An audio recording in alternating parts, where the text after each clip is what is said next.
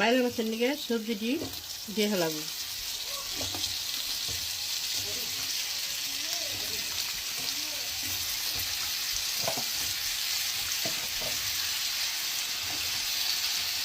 মধ্যে আছে এখন আমি ভালো করে একটু কষাই নেব।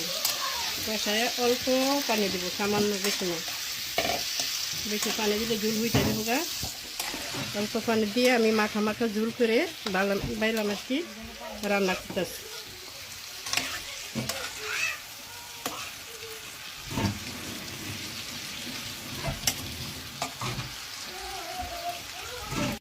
মাঝখানে আমি একটু ধনে পাতা দিয়ে দিলাম।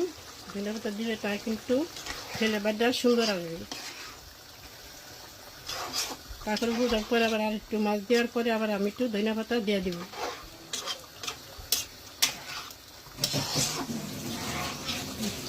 তরকারিটা অন্যরকম ঘেরান হয়, সুন্দর।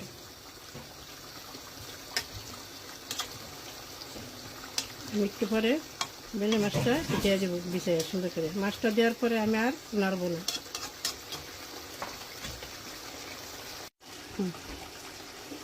এই যখন আমার বেলে মাছটি দিয়ে দিল, বিছাইয়ে দিয়ে দিতেছি, মানে দিয়ে আমি আর নাড়া দিব না, তাহলে মাছটা ভেঙে যাবে।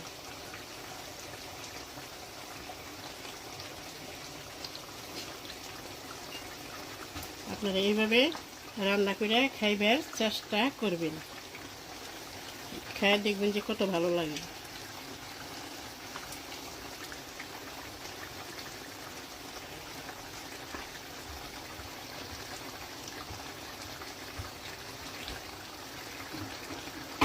শেষ মাছ দেওয়া।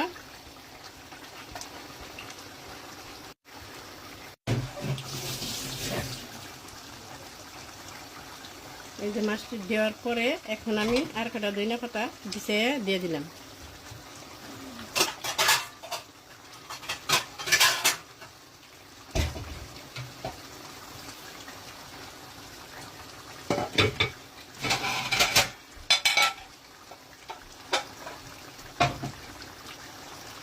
আর আমি নাড়া দিব না। এই যে ধনিয়া পাতা দিয়ে এখন আমি ঢেকে দিব। সুন্দর আস্তে আস্তে পানিটা শুকাই যাবে। মাছটা নিচে লাগবো না, পুরো লাগবো না, সুন্দর থাকবে। পুড়ে গেলে তাহলে তরকারিটা অন্যরকম ঘেরানো আসবে। আমি একটু ভিজা ভিজা নিচে রাখবো, অত শুকাবো না, আবার অত ঝোলও রাখবো না। চেষ্টা করবেন এভাবে রান্না করে আপনারা খাইবেন, চেষ্টা করবেন। আমার শেয়ার করবেন, লাইক করবেন।